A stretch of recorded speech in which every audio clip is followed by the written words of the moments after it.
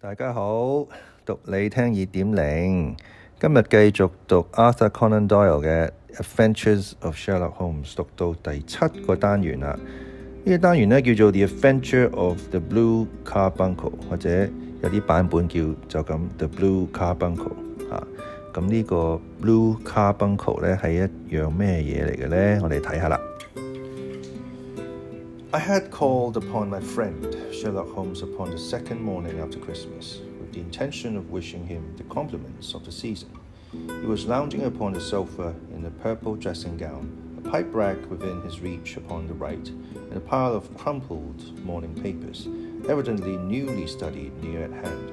Beside the couch was a wooden chair, and on the angle of the back hung a very seedy and disreputable hard felt hat, much the worse for wear, and cracked in several places. The lens and the forceps lying upon the seat of the chair suggested that the hat had been suspended in this manner for the purpose of examination. "You are engaged," said I. "Perhaps I interrupt you." "Not at all.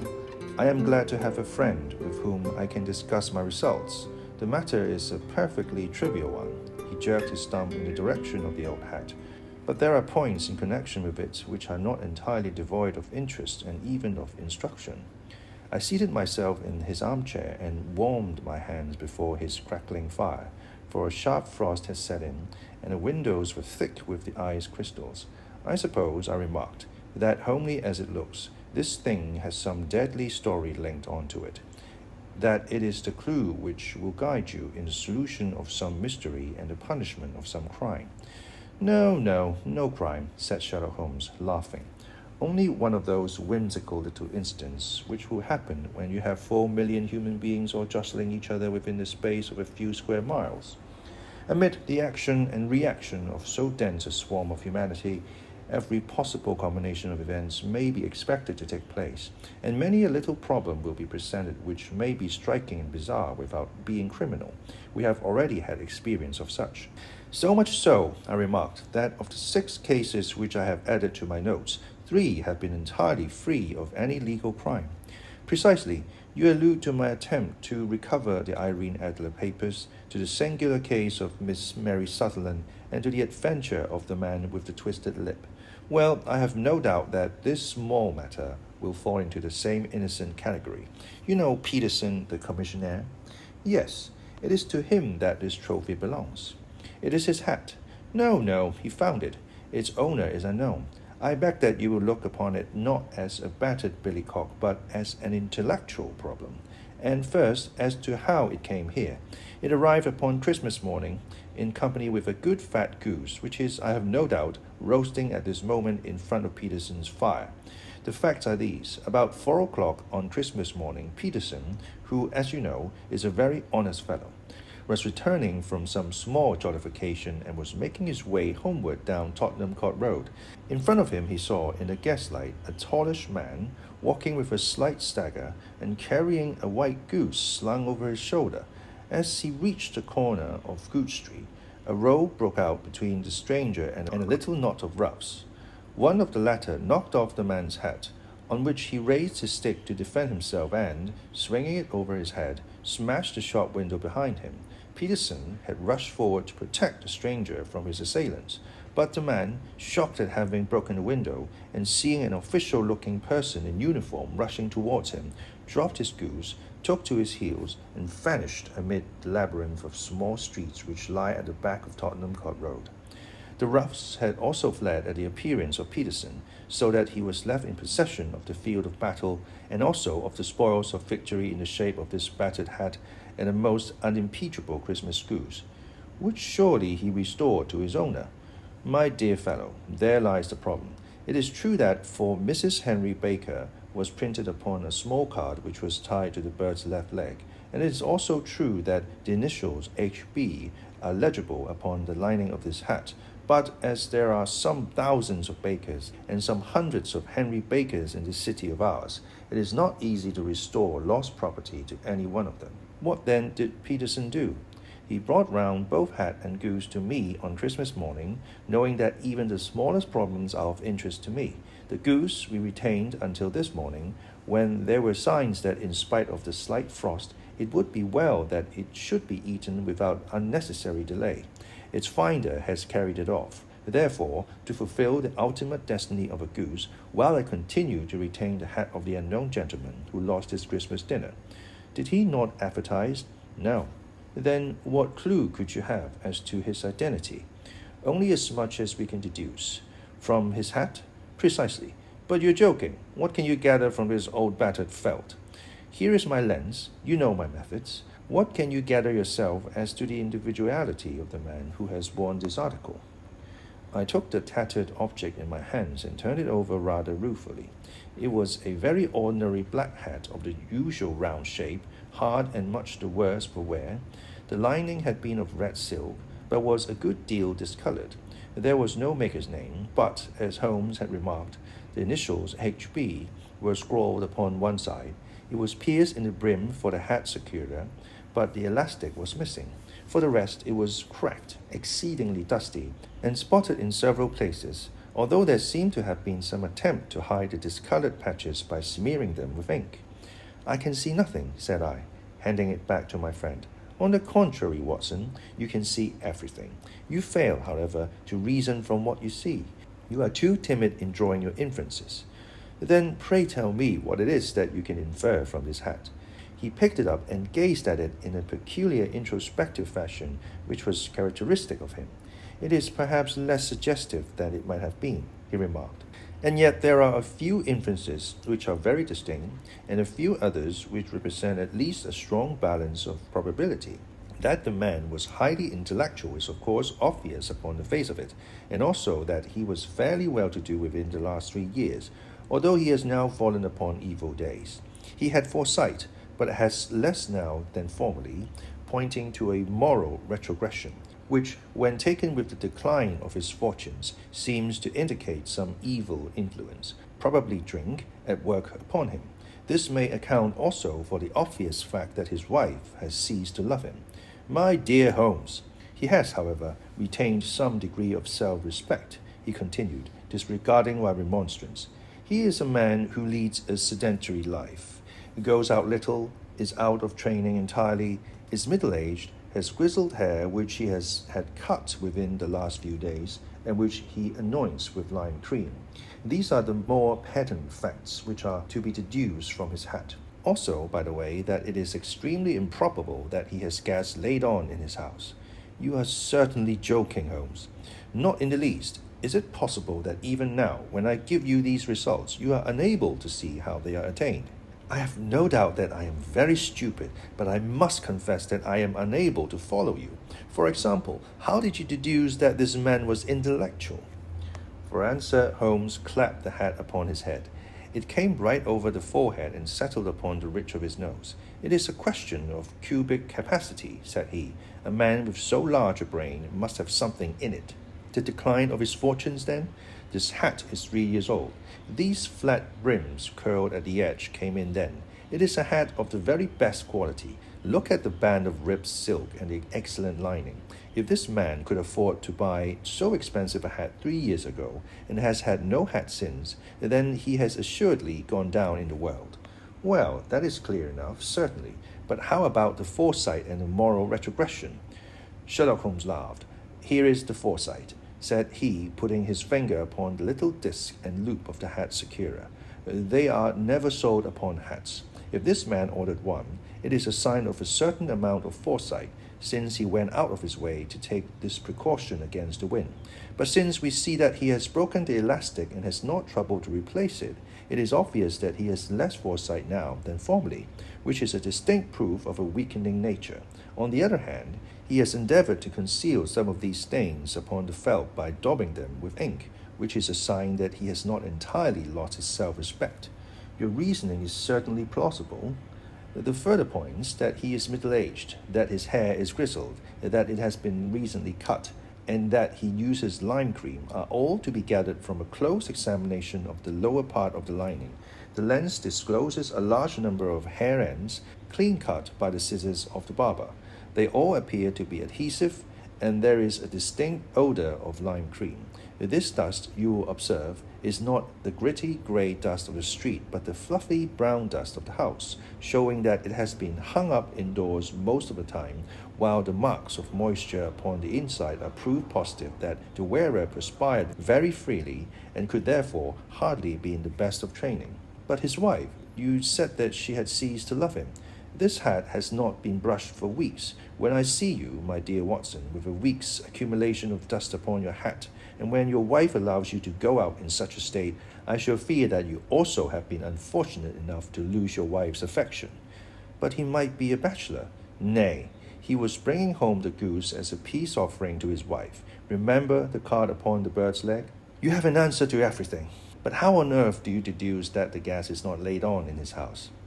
One tallow stain, or even two, might come by chance, but when I see no less than 5, I think that there can be little doubt that the individual must be brought into frequent contact with burning tallow. Walks upstairs at night, probably with his hat in one hand and a guttering candle in the other. Anyhow, he never got tallow stains from a gas jet. Are you satisfied? Well, it is very ingenious, said I, laughing. But since, as you said just now, there has been no crime committed, and no harm done save the loss of a goose, all this seems to be rather a waste of energy. Sherlock Holmes had opened his mouth to reply, when the door flew open, and Peterson, the commissionaire, rushed into the apartment with flushed cheeks and the face of a man who is dazed with astonishment. "The goose, Mr. Holmes! The goose, sir!" he gasped. "What of it, then? Has it returned to life and flapped off through the kitchen window?" Holmes twisted himself round upon the sofa to get a fairer view of the man's excited face. "See here, sir. See what my wife found in this crop."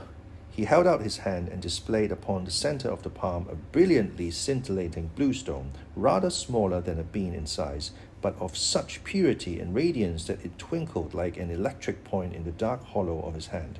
Sherlock Holmes sat up with a whistle. "By Jove, Peterson," said he, "this is treasure trove indeed. I suppose you know what you've got?" "A diamond, sir. A precious stone. It cuts into glass as though it were putty." "It's more than a precious stone. It is the precious stone." "Not the Countess of Morcar's blue carbuncle," I ejaculated. "Precisely so. I ought to know its size and shape, seeing that I have read the advertisement about it the Times every day lately. It is absolutely unique, and its value can only be conjectured, but the reward offered of £1,000 is certainly not within a 20th part of the market price." £1,000? Great Lord of mercy! The commissionaire plumped down into a chair and stared from one to the other of us. "That is the reward, and I have reason to know that there are sentimental considerations in the background, which would induce the Countess to part with half her fortune if she could but recover the gem."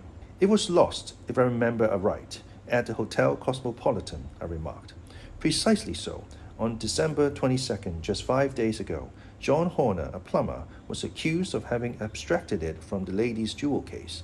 The evidence against him was so strong that the case has been referred to the assizes.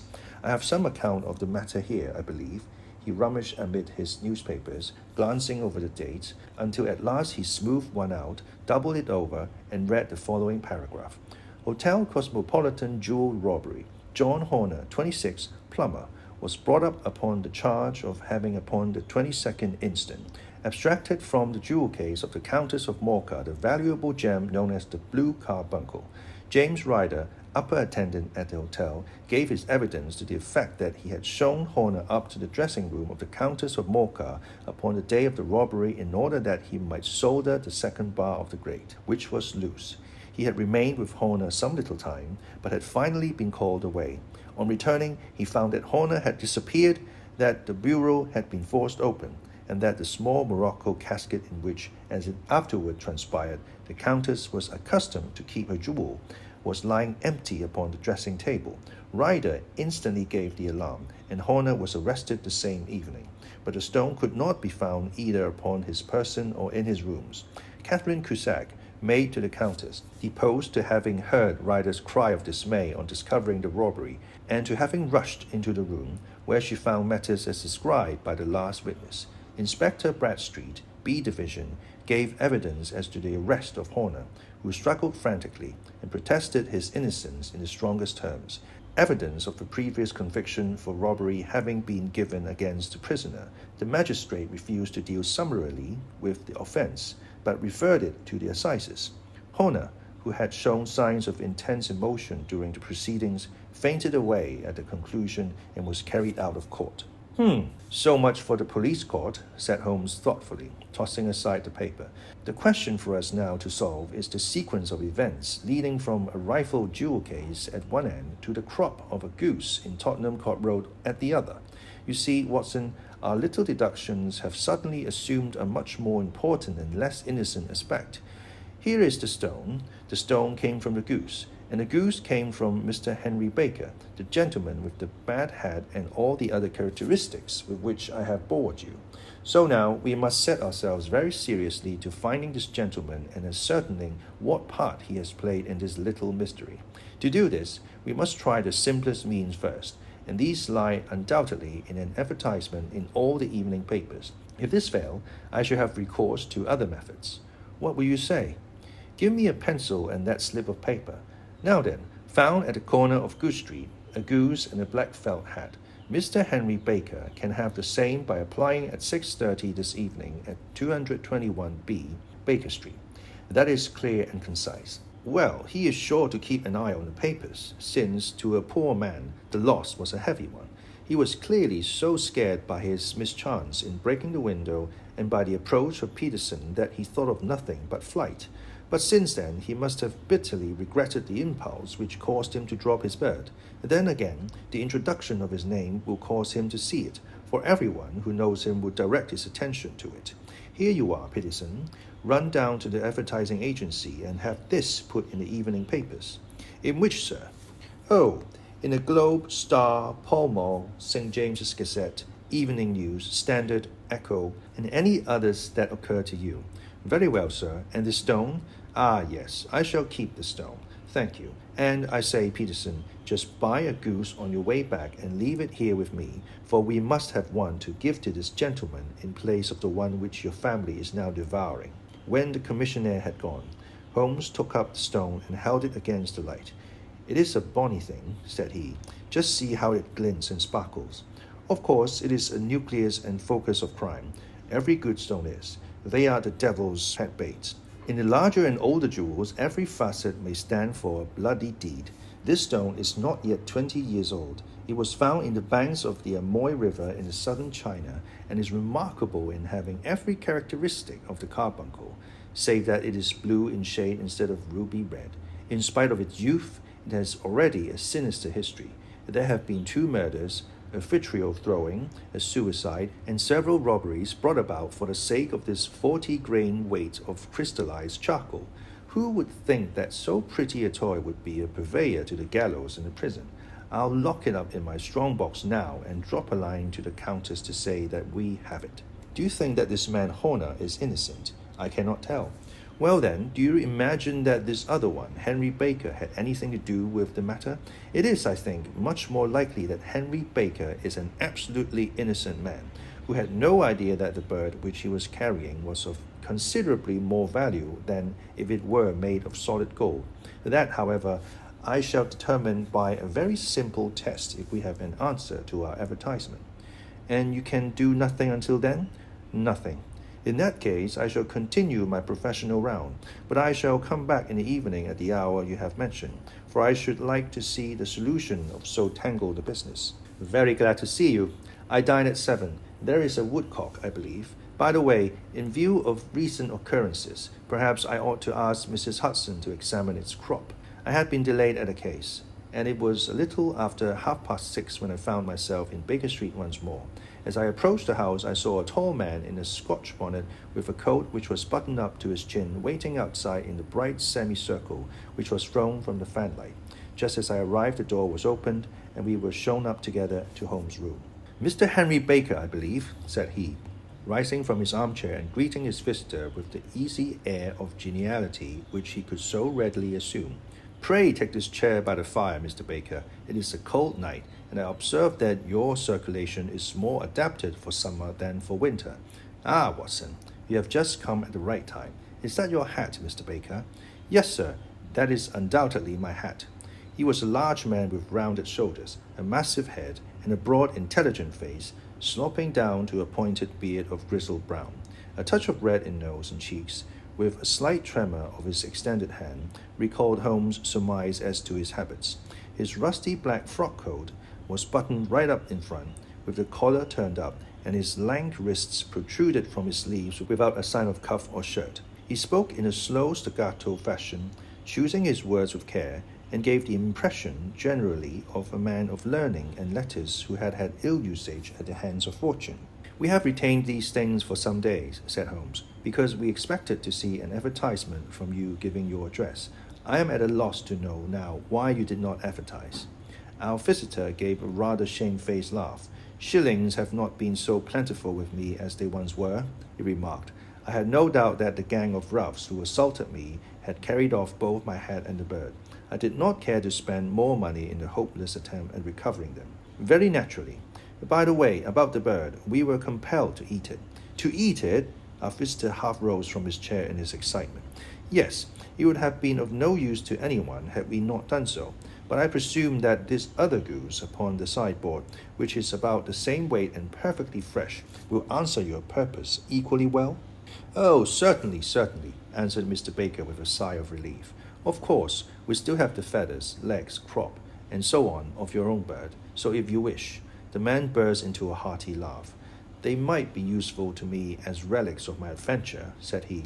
"But beyond that I can hardly see what use the disjected member of my late acquaintance are going to be to me. No, sir, I think that, with your permission, I will confine my attentions to the excellent bird which I perceive upon the sideboard." Sherlock Holmes glanced sharply across at me with a slight shrug of his shoulders. "There is your hat, then, and there your bird," said he. "By the way, would it bore you to tell me where you got the other one from? I am somewhat of a fowl fancier, and I have seldom seen a better-grown goose." "Certainly, sir," said Baker, who had risen and tucked his newly gained property under his arm. "There are a few of us who frequent the Alpha Inn, near the museum. We are to be found in the museum itself during the day, you understand. This year, our good host, Wintergate by name, instituted a goose club, by which, on consideration of some few pence every week, we were each to receive a bird at Christmas. My pence were duly paid, and the rest is familiar to you. I am much indebted to you, sir, for a Scotch bonnet is fitted neither to my years nor my gravity." With a comical pomposity of manner, he bowed solemnly to both of us and strolled off upon his way. "So much for Mr. Henry Baker," said Holmes when he had closed the door behind him. "It is quite certain that he knows nothing whatever about the matter. Are you hungry, Watson?" "Not particularly." "Then I suggest that we turn our dinner into a supper and follow up this clue while it is still hot." "By all means." It was a bitter night, so we drew on our ulsters and wrapped cravats about our throats. Outside, the stars were shining coldly in the cloudless sky, and the breath of the passer-bys blew out into smoke like so many pistol shots. Our footfalls rang out crisply and loudly as we swung through the Doctor's Quarter, Wimpole Street, Harley Street, and so through Wigmore Street into Oxford Street. In a quarter of an hour, we were in Bloomsbury at the Alpha Inn, which is a small public house at the corner of one of the streets which runs down into Holborn. Holmes pushed open the door of the private bar and ordered 2 glasses of beer from the ruddy-faced, white-aproned landlord.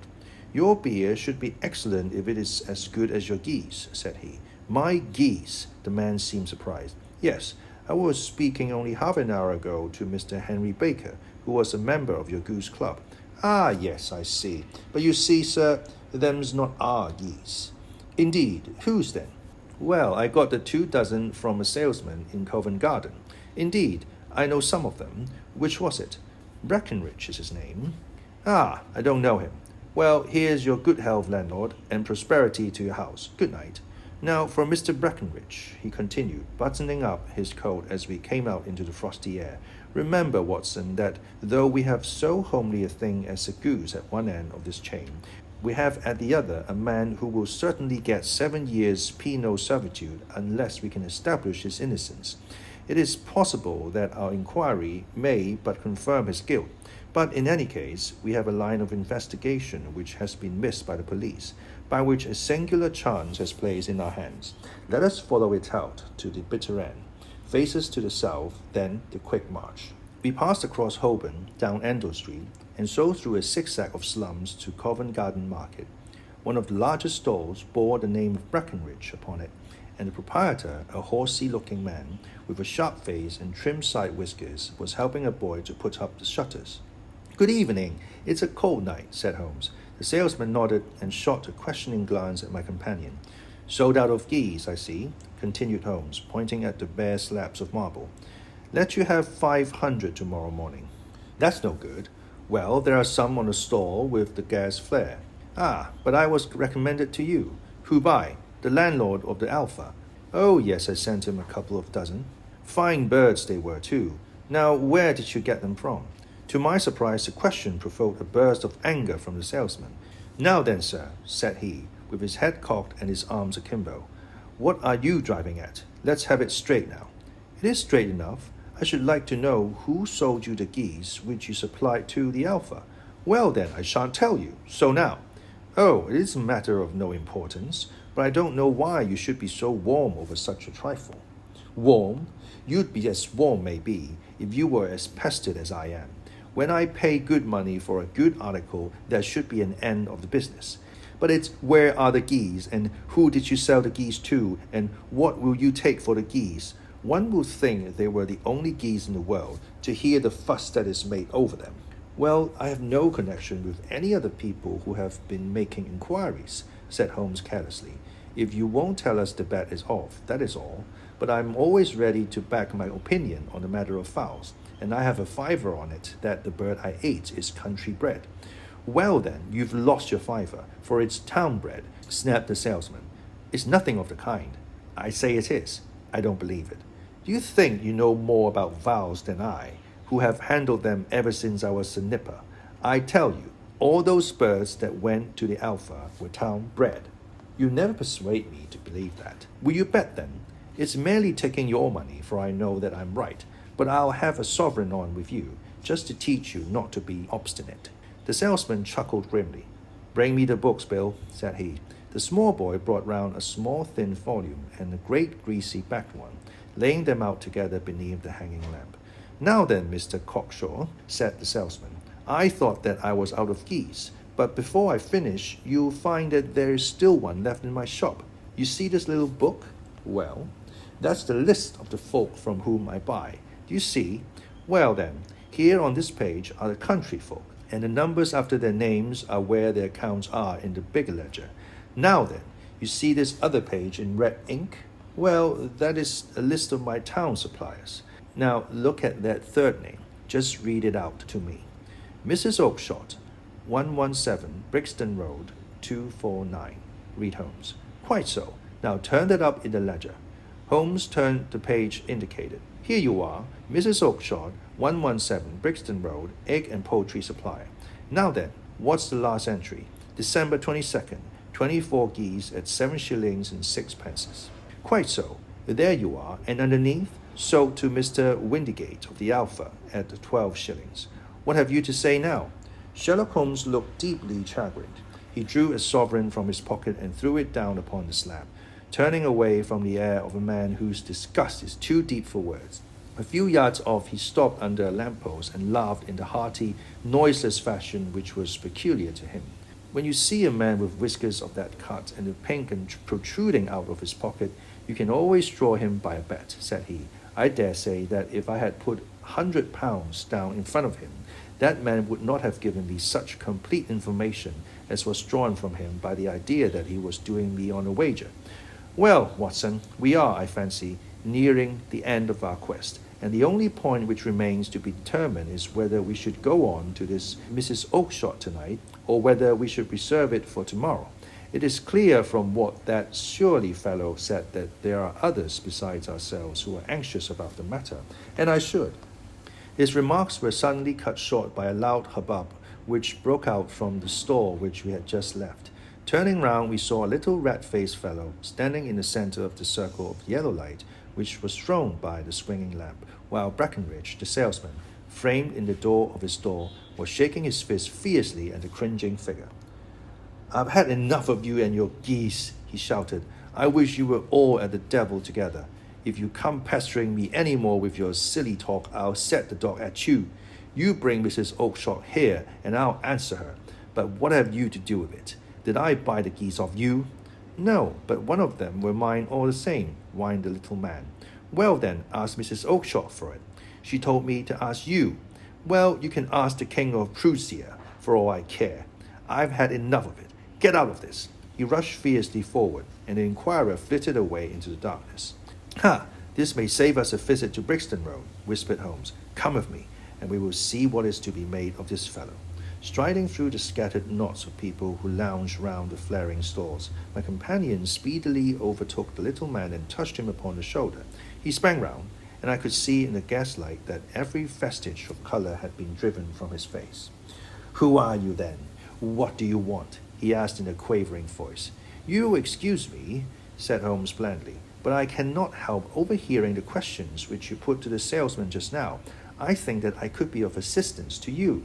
You? Who are you? How could you know anything of the matter? My name is Sherlock Holmes. It is my business to know what other people don't know. But you can know nothing of this. Excuse me, I know everything of it. You are endeavouring to trace some geese which were sold by Mrs. Oakshott of Brixton Road to a salesman named Breckenridge, by him in turn to Mr. Windigate of the Alpha, and by him to his club, of which Mr. Henry Baker is a member. Oh, sir, you are the very man whom I have longed to meet, cried the little fellow with outstretched hands and quivering fingers.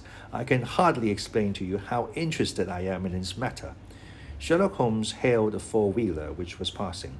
In that case, we had better discuss it in a cosy room rather than in this wind-swept marketplace, said he. But pray tell me, before we go farther, who it is that I have the pleasure of assisting. The man hesitated for an instant. My name is John Robinson, he answered with a sidelong glance.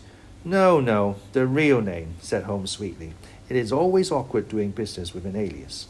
A flush sprang to the white cheeks of a stranger. Well then, said he, my real name is James Ryder. Precisely so. Head attendant at the Hotel Cosmopolitan. Pray step into the cab, and I shall soon be able to tell you everything which you would wish to know.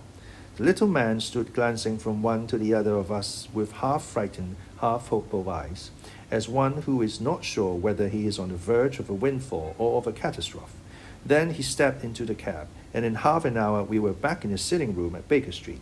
Nothing had been said during our drive, but the high, thin breathing of our new companion and the clasping and unclasping of his hands spoke of the nervous tension within him. Here we are, said Holmes cheerily as he filed into the room. The fire looks very seasonable in this weather.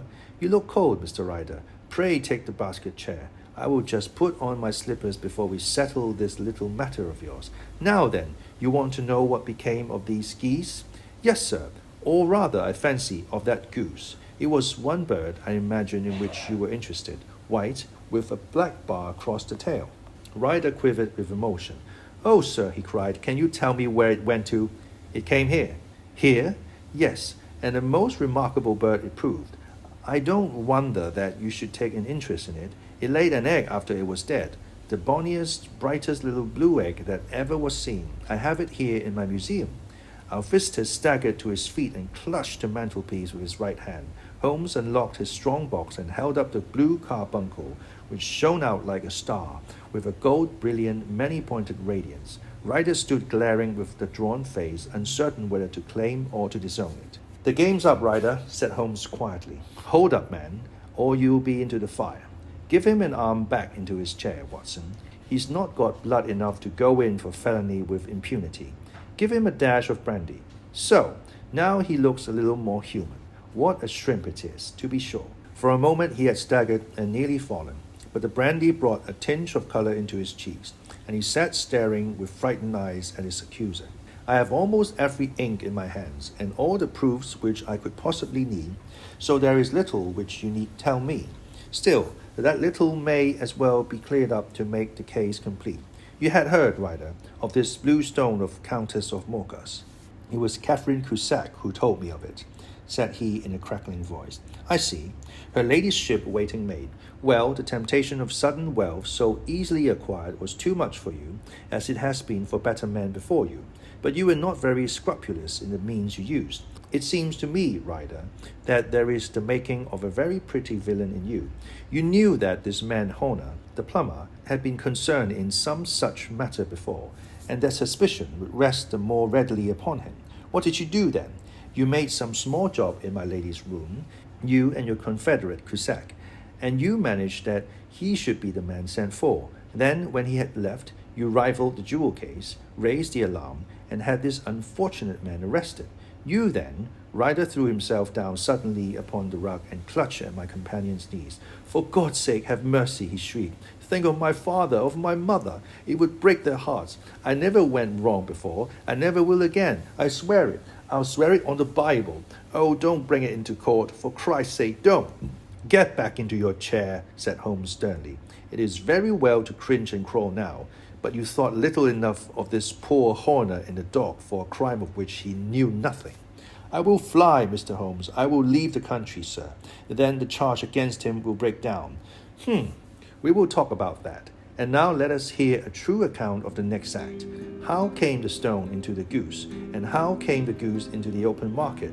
Tell us the truth, for there lies your only hope of safety. Ryder passed his tongue over his parched lips. I will tell you it just as it happened, sir, said he. When Horner had been arrested, it seemed to me that it would be best for me to get away with the stone at once, for I did not know at what moment the police might not take it into their heads to search me and my room. There was no place about the hotel where it would be safe. I went out, as if on some commission, and I made for my sister's house. She had married a man named Oakshott, and lived in Brixton Road, where she fattened fowls for the market. All the way there, every man I met seemed to me to be a policeman or detective, and for all that it was a cold night, the sweat was pouring down my face before I came to the Brixton Road. My sister asked me what was the matter, and why I was so pale, but I told her that I had been upset by the jewel robbery at the hotel. Then I went into the backyard and smoked a pipe and wondered what it would be best to do. I had a friend once called Mosley, who went to the bad and has just been served his time in Pentonville. One day he had met me and fell into talk about the ways of thieves and how they could get rid of what they stole. I knew that he would be true for me, for I knew one or two things about him. So I made up my mind to go right to the Kilburn, where he lived, and take him into my confidence. He would show me how to turn the stone into money, but how to get to him in safety. I thought of the agonies I had gone through in coming from the hotel. I might at any moment be seized and searched, and there would be the stone in my waistcoat pocket. I was leaning against the wall at the time and looking at the geese which were waddling about round my feet, and suddenly an idea came into my head which showed me how I could beat the best detective that ever lived. My sister had told me some weeks before that I might have the pick of her geese for a Christmas present, and I knew that she was always as good as her word. I would take my goose now, and in it I would carry my stone to Kilburn. There was a little shed in the yard, and behind this I drove one of the birds, a fine big one, white, with a barred tail. I caught it, and prying its bill open, I thrust the stone down its throat as far as my finger could reach. The bird gave a gulp, and I felt the stone pass along its gullet and down into its crop. But the creature flapped and struggled, and out came my sister to know what was the matter. As I turned to speak to her, the brute broke loose and fluttered off among the others. "Whatever were you doing with that bird, Jem?" says she. "Well," said I, "you said you'd give me one for Christmas, and I was feeling which was the fattest." "Oh," says she, "we've set yours aside for you, Jem's bird, we call it. It's the big white one over yonder. There's 26 of them, which makes one for you and one for us, and 2 dozen for the market." "Thank you, Maggie," says I, "but if it is all the same to you, I'd rather have that one I was handling just now." "The other is a good 3 pound heavier," said she, "and we fattened it expressly for you." "Never mind, I'll have the other, and I'll take it now," said I. "Oh, just as you like," said she, a little huffed. "Which is it you want, then?" "That white one with the barred tail, right in the middle of the flock." "Oh, very well. Kill it and take it with you." Well, I did what she said, Mr. Holmes, and I carried the bird all the way to Kilburn. I told my pal what I had done, for he was a man that it was easy to tell a thing like that to. He laughed until he choked, and we got a knife and opened the goose. My heart turned to water, for there was no sign of the stone, and I knew that some terrible mistake had occurred. I left the bird, rushed back to my sister's, and hurried into the backyard. There was not a bird to be seen there. Where are they all, Maggie? I cried. Gone to the dealers, Jem. Which dealers? Breckenridge, of Covent Garden. But was there another with a barred tail? I asked. The same as the one I chose. Yes, Jem. There were 2 barred tail ones, and I could never tell them apart. Well then, of course I saw it all, and I ran off as hard as my feet would carry me to this man Breckenridge. But he had sold the lot at once, and not one word would he tell me as to where they had gone. You heard him yourself tonight. Well, he has always answered me like that. My sister thinks I am going mad. Sometimes I think that I am myself. And now I am myself a branded thief, without ever having touched the wealth for which I sold my character. God help me, God help me. He burst into convulsive sobbing, with his face buried in his hands. There was a long silence, broken only by his heavy breathing and by the measured tapping of Sherlock Holmes' fingertips upon the edge of the table. Then my friend rose and threw open the door. Get out, said he. What, sir? Oh, heaven bless you. No more words. Get out. And no more words were needed. There was a rush, a clatter upon the stairs, the bang of the door, and the crisp rattle of running footfalls from the street. After all, Watson, said Holmes, reaching up his hand for his clay pipe, I am not retained by the police to supply their deficiencies. If Horner were in danger, it would be another thing, but this fellow will not appear against him, and the case must collapse. I suppose that I am commuting a felony, but it is just possible that I am saving a soul. This fellow will not go wrong again. He is too terribly frightened. Send him to jail now, and you make him a jailbird for life. Besides, it is the season of forgiveness. Chance has put in our way a most singular and whimsical problem, and its solution is his own reward. If you will have the goodness to touch the bell, Doctor, we will begin another investigation, in which also a bird will be the chief feature. 好，呢一個單元就完咗啦。咁我睇完之後，我不禁喺度諗啊，咁呢個寶石，呢個藍寶石最尾係咪俾 Sherlock Holmes 自己 keep 住咧？佢咪有各種理由自己 keep 住咗咧咁樣？一個幾有趣嘅故事啦，關於一個藍寶石嘅故事。好，我哋睇下一啲字啊。Retrogression, the process of returning to an earlier state, typically a worse one. 啲倒退啦、衰退啦 ，retrogression。文中喺初段啦，就係講嗰頂帽嘅持有者啦，用一頂帽去可以推斷到呢個男人嘅身份啊，佢嘅狀況啊，咁咧就形容佢嘅財富咧係 retrogression 嚇，即係倒退緊嘅、衰退緊嘅。Remonstrance, a forcefully reproachful protest。文中都係初段啦 ，Sherlock Holmes 就攞住頂帽就可以推斷咗好多嘢出嚟，而呢個 John Watson 咧就想抗議啊，想對佢呢啲咁多嘅推斷去抗議 remonstrance 啊，但係咧 Sherlock Holmes 係冇理佢嘅抗議，繼續講落去。Vitriol 佢個技術上嘅意思就係 sulfuric acid 啦，但係而時至今日啦，好多時候都會將佢變咗做一個另外一個意思啦，意思即係 bitter criticism or malice 啊，一啲好尖刻啊、好尖鋭啊、辛辣嘅批判 Vitriol。OK， 好，今日讀到咁多，下次再同大家分享，拜拜。